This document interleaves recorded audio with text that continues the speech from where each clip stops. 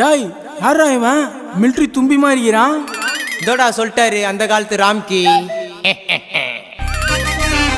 டாய் குஸ்கா மூஞ்சிங்களா ஆட்ட கேள்றா டாய் தூக்க கிட்ஸ்ரா.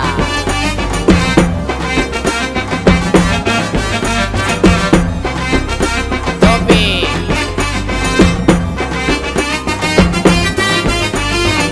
புல் பிலோய் எல்மினேரே செல்பிலோய் மஜாவா வாழ்ந்துன்னு வரோம் டூக்க கிட்ஸ் நாங்க ஸ்டைலில் போட்டுக்கலாம் வாங்க.